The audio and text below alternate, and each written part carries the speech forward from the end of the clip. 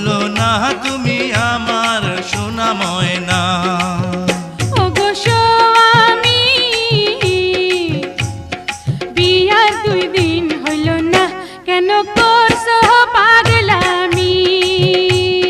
তুমি কিছু নিয়ম কানুন মাইনা চলো আগে, পোলা পানের মুখ দেখিতে ধৈর্য ধারণ লাগে। ওই বউ কথা কও আমি কবে হইমু বাপ আমার কানে কইয়া দা।